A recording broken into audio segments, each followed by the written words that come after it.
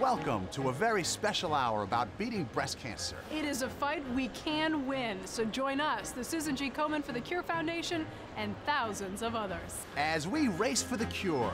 CBS 2 HD is proud to present Race for the Cure with your hosts, Maurice DuBois and Kate Sullivan. Medical reports from Dr. Holly Phillips and Dr. Max Gomez, and inspirational stories of courage and survival from the women of CBS 2. Now, from Central Park, the site of this year's Race for the Cure in New York City, here are Maurice DuBois and Kate Sullivan. Good evening, everyone, and welcome to CBS 2's Race for the Cure. It's our hour-long tribute to the remarkable men and women whose lives have been forever changed by breast cancer. We are standing at the starting line, where next Sunday, thousands of people will race for their lives and the lives of their loved ones. If breast cancer has touched your life, we'll tell you about the latest treatments, introduce you to some traditional ways to cope, and some holistic approaches you may not have thought of. You'll also meet some master wig makers and cutting-edge designers that will make you look and feel fabulous. We'll even show you how tennis is helping in the fight, so let's get started. The race is on, and we are running down the dream to wipe out breast cancer. Running down a dream that never would come to me. Working on a mystery, going wherever it leads. Running down a dream.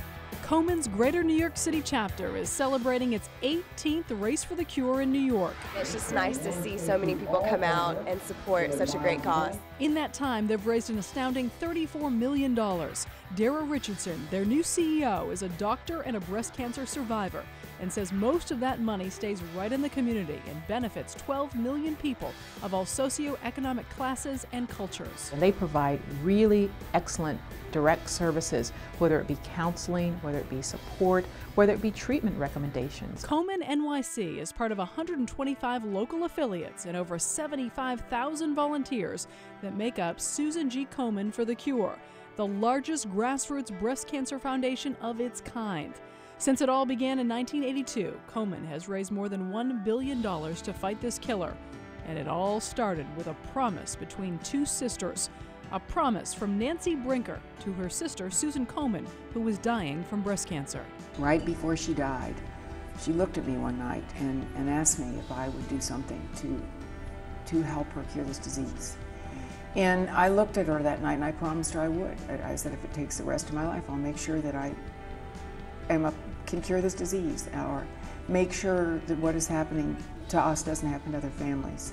People in the past didn't even want to speak about breast cancer, but because of Nancy Brinker, she has really made it okay for people to talk about it, and they can get the help and treatment that they need as opposed to hiding, which is what many women in the past used to do.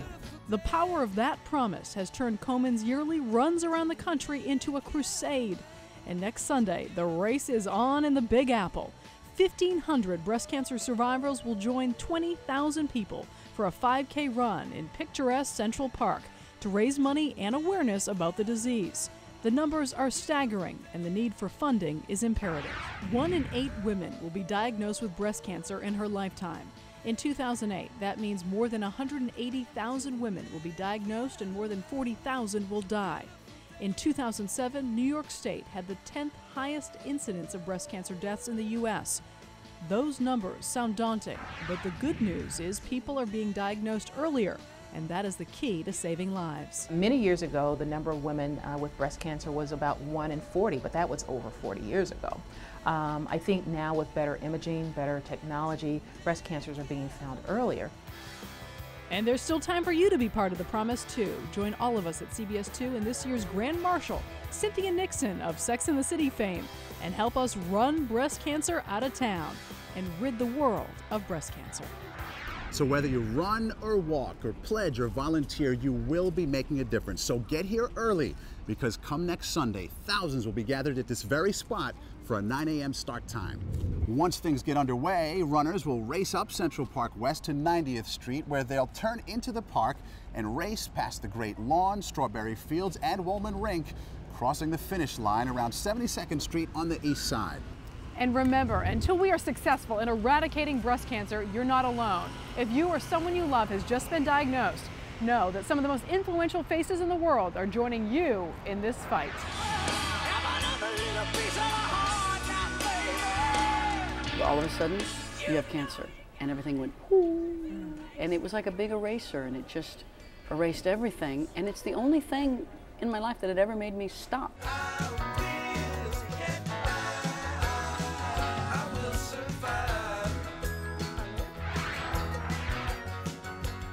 When you have a pulpit, if you will, a bully pulpit, I think it's almost criminal not to take advantage of it. If you are given the gift of celebrity, and somebody will say, oh, there's Judge Judy, you never know what's going to come out of her mouth.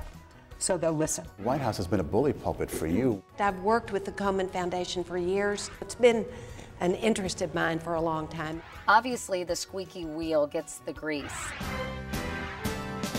Early detection is crucial. Early detection was really my message. You don't necessarily have to die from breast cancer if you do the right things. Don't procrastinate about making your appointments for your checkups, your mammograms, and don't procrastinate about doing your self-breast exam. It's never too early to get tested. I mean, mid-20s, early 30s, that's the perfect time to start.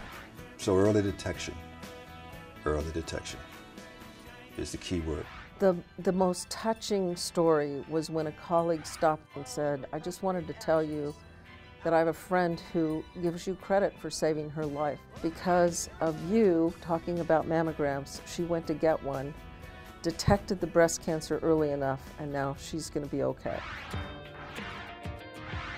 I think it's vital to have a support group. My support system was from the Yankees. They were wonderful. The players were wonderful. And I had this dream about women bonding together, survivors, dressed in pink, so that it wouldn't be threatening to them. Just to say how you feel to somebody can help you more than you know. I know a lot of people who have had breast cancer and survived. The Yankees were as good to me as my own family was. Running, racing, doing something that was very proactive and celebratory in a way. That's when I conceived Race for the Cure.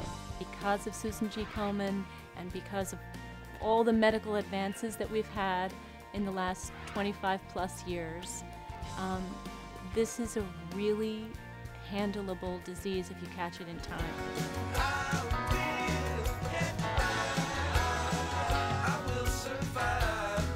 I have 2 breasts of my own. I have 2 daughters and 2 daughter-in-laws, each of whom have 2.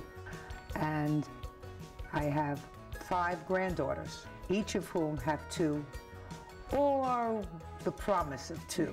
That, and even my poor math, translates to 20 breasts. And those are 20 breasts that if I can at least help ensure a healthy breasts, that's worthwhile for me to get out there and raise my voice. The First Lady of the United States shares her personal story about how her mother and grandmother both beat breast cancer. Her inspirational words are next. Then, Dr. Holly Phillips has essential information on developing a plan for breast cancer treatment. And coming up later, U.S. Open fans will be surprised by the link between tennis and breast cancer prevention.